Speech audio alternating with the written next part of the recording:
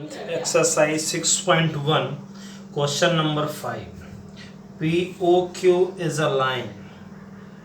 इसमें जो हमारे पास क्वेश्चन में जो मेन इम्पोर्टेंट चीज दिया हुआ है क्या कि POQ is a line. POQ एक लाइन है और ray O R perpendicular to line PQ। OR जो है किस पे, अब एक हमारा यहाँ पे कंसेप्ट जो है क्लियर है कि OR जो है PQ पे परपेंडिकुलर है, सबसे अच्छी बात है। और POQ जो है लाइन है, POQ इज अ लाइन, ठीक है। और OS इज अ अनदर रे, OS जो है अनदर रे है बिटवीन OP और OR के बीच। OS एक अनदर रे है, ठीक है। ये और सो दैट कर रहा है क्वेश्चन में कि सर आप प्रूफ कीजिए, क्या प्रूफ कीजिए, angle ROS is equal to half angle QOS minus angle POS। ये हमारा सो दैट है। अब सवाल ये उठता है कि क्वेश्चन में हमारा जो सो दैट है कि ROS angle ROS is equal to half QOS और माइनस POS। अब सबसे बड़ी बात क्वेश्चन में क्या है कि OR परपेंडिकुलर है PQ के ऊपर। सॉल्यूशन हम कर रहे हैं इसका। OR है परपेंडिकुलर किसके ऊपर, PQ के ऊपर। तो angle POR is equal to angle QOR is equal to 90 degree. ये 90 डिग्री के बराबर है, 90 डिग्री के बराबर है। अब 90 डिग्री के बराबर है हमारा, ठीक है। तो दो 90 डिग्री के बराबर है तो POR is equal to QR लिख सकते हैं। दोनों एंगल 90 डिग्री के बराबर है। कोई क्वेश्चन में हमारे पास दे रखा है कि OR परपेंडिकुलर है PQ के ऊपर है, तो POR is equal to QOR 90 degree होगा, तो POR और QOR बराबर होगा। अब हमारा जो सो दैट के तरफ ध्यान जाना चाहिए, सो दैट के तरफ ध्यान जाना चाहिए कि अब हमें जो हमें सो दैट करना है उसमें ROS है और उसमें हमारा QOS है और POS है और ROS है। अब ये कैसे आएगा, कंडीशन है कि ROS और QOS और POS कैसे आएगा। अब हमने स्टार्टिंग दिया यहाँ से कि OR परपेंडिकुलर जो है PQ, ये हमारा क्वेश्चन में गिवन है, ये क्वेश्चन में गिवन है। तो अब भाई किसी भी लाइन पे कोई परपेंडिकुलर है तो 90 डिग्री दोनों तरफ बनेगा 90 डिग्री। अगर इधर 90 है तो इधर भी 90 ही बनेगा। तो POR और QR तो 90 बनता है। अब दोनों 90 के बराबर है तो इसलिए POR is equal to QR है। अब हम POR को लिख सकते हैं POS जमा ROS। POR जो एंगल है वो पूरा एंगल ये है, ये दो छोटे एंगलों को जोड़कर POR बना हुआ है। तो POR को लिख सकते हैं हम POS जमा ROS। ये सवाल उठता है कि हम लिखेंगे क्यों लिखेंगे हम PORS is equal to ROS, क्योंकि हमारा जो सो दैट है उसमें हमारा POS भी है और ROS भी है, तो लिख सकते हैं। अब रही बात कि QOR को क्या लिखना चाहिए। हमारा QOR जो है, QOR हमारा सो दैट में नहीं है। अब सो दैट में हमारे पास क्या चीज नहीं आया है, तो QOS नहीं आया है। अब QOR को QOS में कैसे कन्वर्ट किया जाए, क्यू आर तो हमारा ये एंगल क्यू आर है, तो अगर हम क्यू ओ एस लाना चाहते हैं तो क्यू ओ एस में अगर हम आर ओ एस माइनस कर दें तो हमारा क्या आ जाएगा, आर ओ क्यू आ जाएगा। जैसे हमारे पास 100 है, 100 है हमारे पास और हम लाना चाहते हैं 60, तो 60 माइनस 40 ले सकते हैं।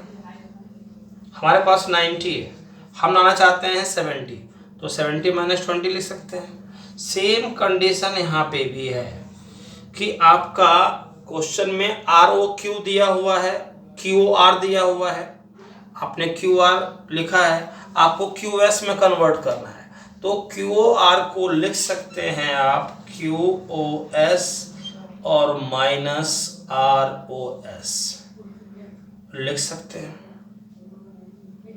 बड़े आराम से लिख सकते हैं। अब आप गौर से आप देखेंगे तो R O S left hand पे है और राइट हैंड पे क्या है, Q O S minus P O S.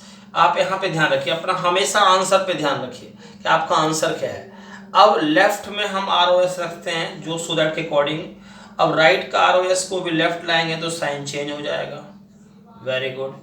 अब जो है क्यू ओ एस, अब क्यू ओ एस राइट का पार्ट है, लेफ्ट का पार्ट पी ओ एस को हम राइट ले जा रहे हैं तो साइन चेंज हो जाएगा। तो R O S plus R O S क्या हुआ, ट्वाइस आर ओ एस हो गया, तो क्या हो गया हमारा Q O S minus P O S. ठीक है। अब आर ओ, अब हम दे रहे हैं हमारा आंसर में क्या है, राइट हैंड में डिवाइडेड में 2 है, तो सिंपल हम R O S is equal to Q O S minus P O S और डिवाइडेड बाय 2। तो हमारा जो है चैलेंज पूरा हो गया, हैंस प्रूव्ड हो गया। क्या हो गया हमारा, हैंस प्रूव्ड। ठीक है, समझ में अच्छी तरह से आ रहा है भाई, कहीं से कोई दिक्कत तो नहीं है, कोई परेशानी तो नहीं है। अब क्वेश्चन नंबर 6 यहाँ पे नहीं आ पाएगा, तो क्वेश्चन नंबर 6 अगर यहाँ ले लें तो कोई दिक्कत तो नहीं है, इसको यहाँ रख लेते हैं, कोई दिक्कत तो नहीं है ना। अब हमारा इस क्वेश्चन नंबर 6 में क्या कह रहा है, क्वेश्चन नंबर 6 में क्या कह रहा है, क्वेश्चन नंबर 6 में हमें क्या कह रहा है कि सर एक्स वाई जेड जो है, एक्स वाई जेड 64 डिग्री है हमारा। अब एक्स वाई जेड हमारा जो है 64 डिग्री है। अब एंगल एक्स वाई जेड जो है 64 डिग्री है और एक्स वाई जेड 64 डिग्री है और X Y is produce to point P. अब इसी अकॉर्डिंग जो है कि sir draw a figure from the given information.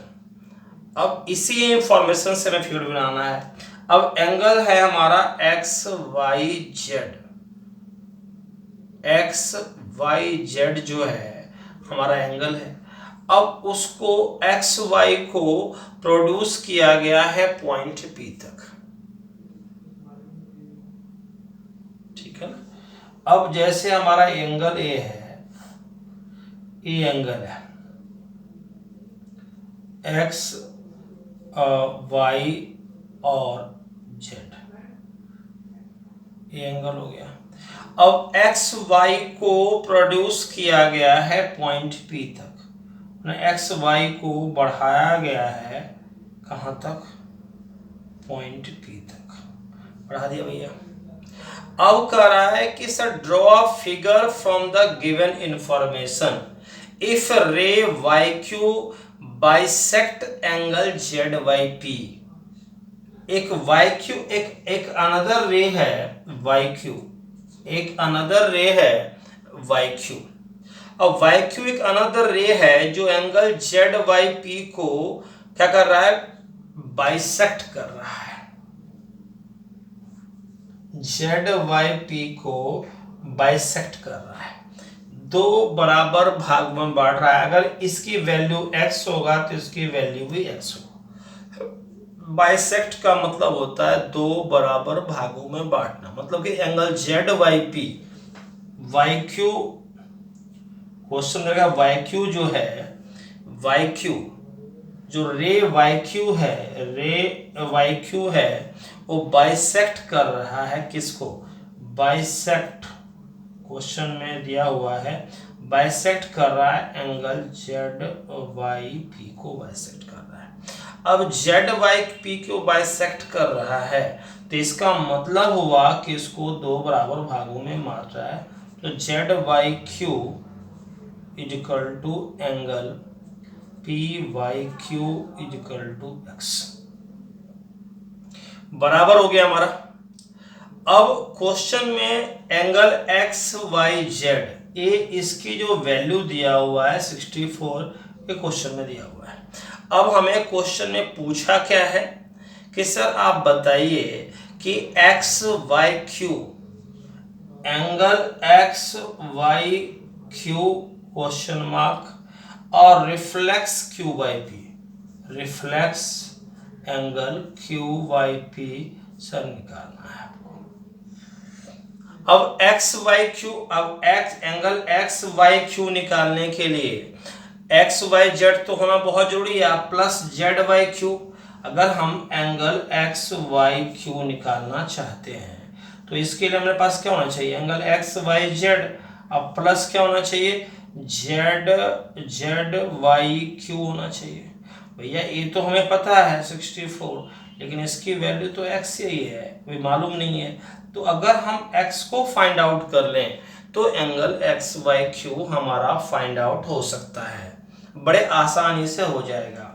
अब सवाल है कि रिफ्लेक्स QYP, अब QYP, अब एंगल QYP की वैल्यू ही हमारा x है।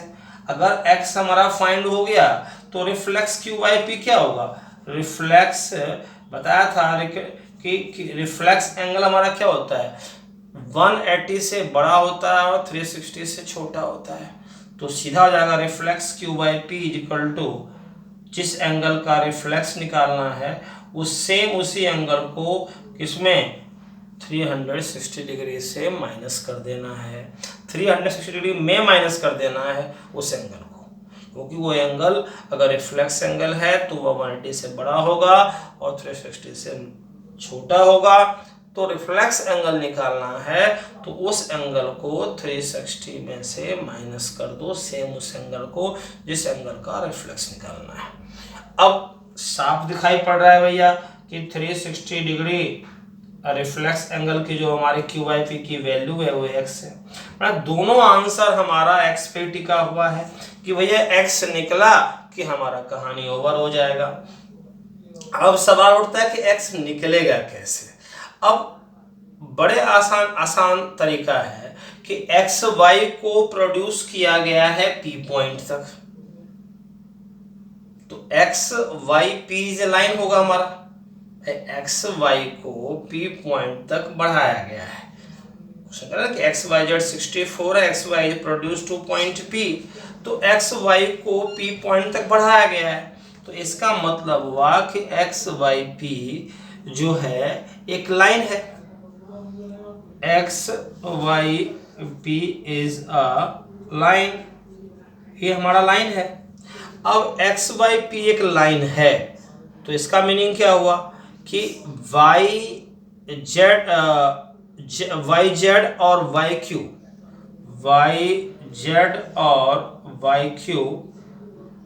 रे स्टैंड ऑन इट, ये उसके ऊपर लाइज कर रहा है, या लाइज भी लिख सकते हैं वर्ड, लाइज ऑन इट।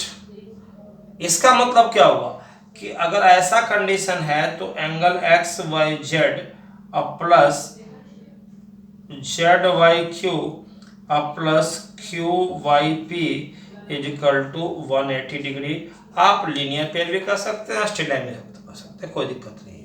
तो ए वैल्यू 64 है और ए वैल्यू x है और ए वैल्यू x है इज इक्वल टू 180 हो गया हमारा। तो 64 अब plus x 2x is equal to 180।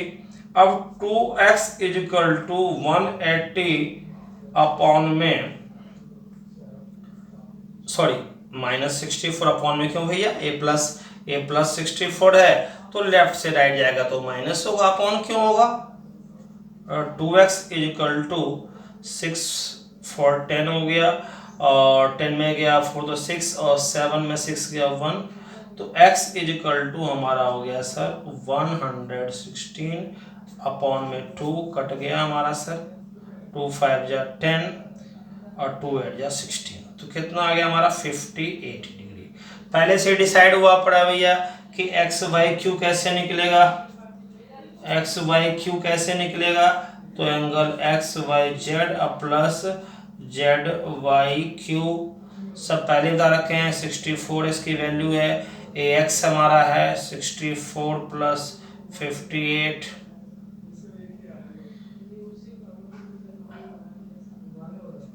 122 degree. अब sir reflex Q Y P कैसे निकलेगा, तो reflex angle Q Y P is equal to 360 degree minus angle Q Y P, और 360 डिग्री क्यू बाई पी की वैल्यू कितनी है, x है, सब पहले बता रखा हूँ, एक्स की वैल्यू क्या है 58 है, तो ये हो गया 302 डिग्री, क्या हो गया 302 डिग्री।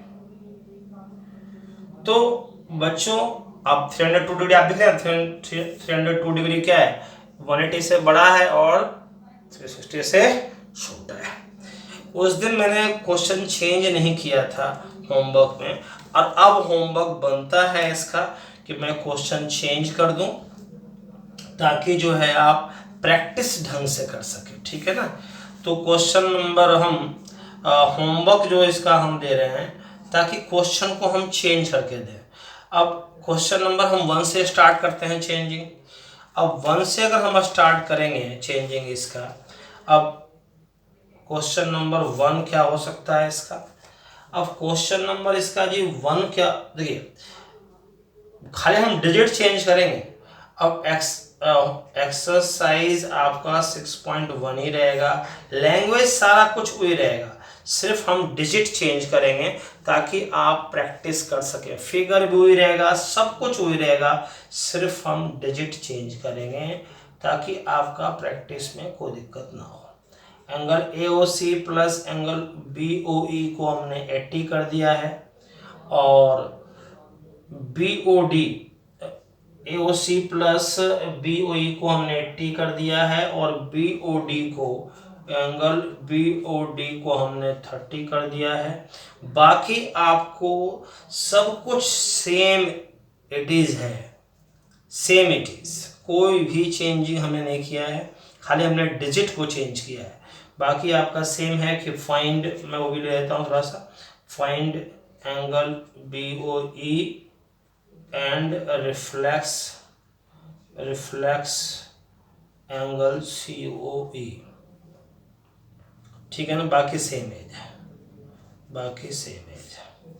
अब क्वेश्चन नंबर 2 6.5 का है, सेम एज है सब कुछ, बस हम डिजिट को हल्का सा चेंज कर रहे हैं। ध्यान रखना इस बात का है कि इसमें हमने क्या किया है सर, आपको हमने इसमें चेंजिंग दिया है sir, A/B is equal to A और B,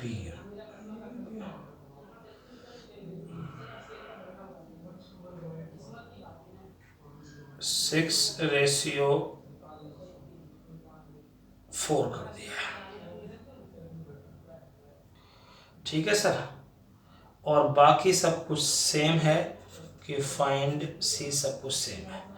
क्वेश्चन नंबर हमने 3 के लिए क्या चेंजिंग किया है, 3 के लिए हम थोड़ा सा ज़्यादा चेंज करेंगे, फिगर को भी चेंज करेंगे। क्वेश्चन नंबर 3 में हमारा जो होगा A, B और C, D और E, इसमें थोड़ी ज़्यादा चेंजिंग होगी। Angle ABC equal to angle ACB, और so that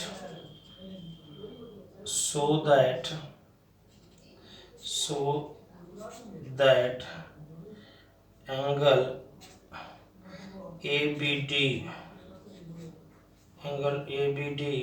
is equal to angle ACE. So that word है, so that ये हो गया थर्ड क्वेश्चन का चेंजिंग। अब फोर्थ में जो चेंजिंग है सर, जो क्वेश्चन नंबर फोर्थ में जो चेंजिंग होगा, जो चेंजिंग हमने कर ही दिया है तो सारा चेंज करते हैं ताकि प्रैक्टिस करने में कोई दिक्कत ना हो। इसमें हल्का सा हम चेंजिंग देंगे।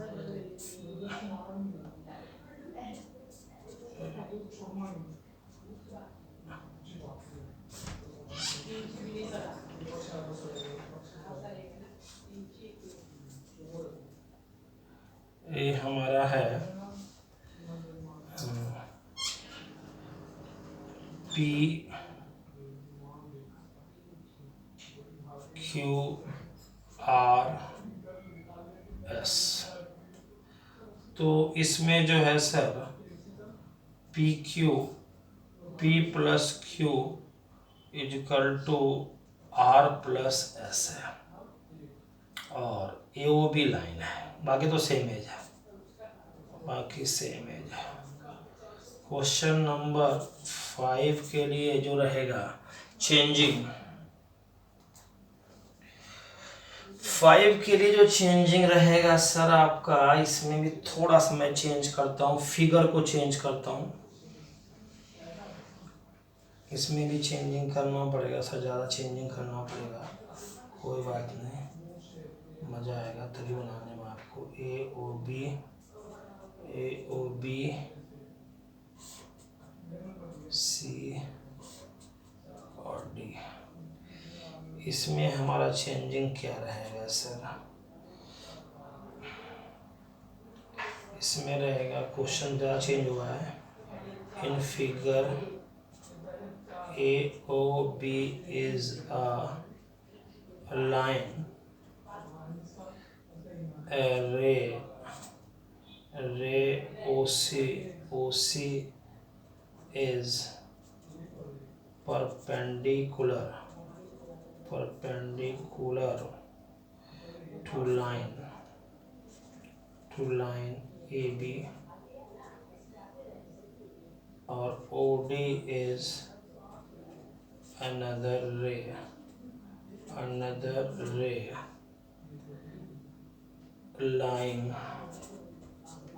lying between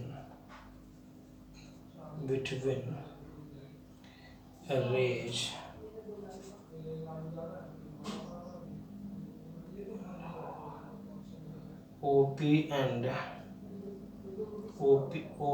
OA and OC, so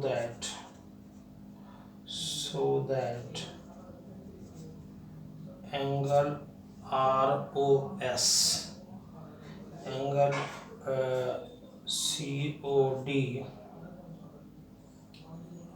is equal to half angle QOS।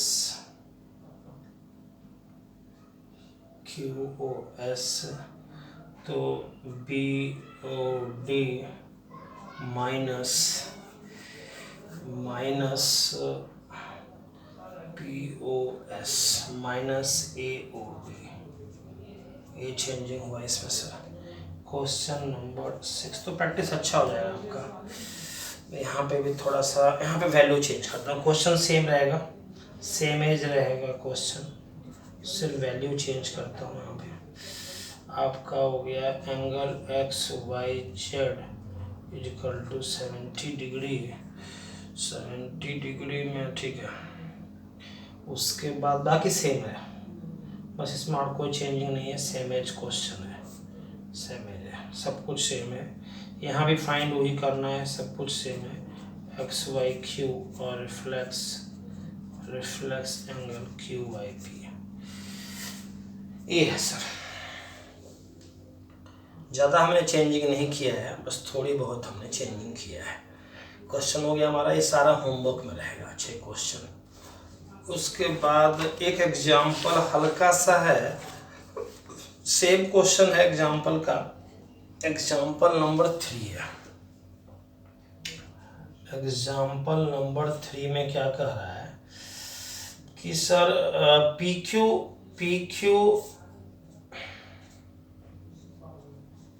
P और क्यू और R S intersect at point O, और इफ एंगल POR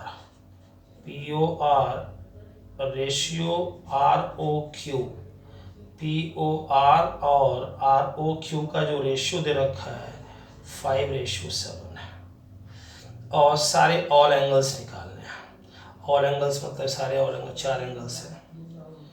तो बस इसका ही कहानी कंप्लीट कीजिए, बस हो जाएगा आपका। तो ये आपको दिखाते हैं। तो ऑल एंगल का मतलब ये सारा हो गया, POS POR एंगल ROQ और QS। फाइंड ऑल एंगल्स,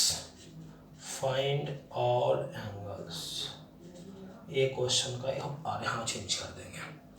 तो यहाँ पे सर क्या है कि POQ इज अ क्या स्ट्रेट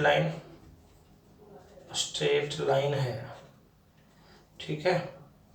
तो हमारा जो है और OR जो है इसको लाइज कर रहा है, हल्का सा इसका भी OR लाइज ऑन इट।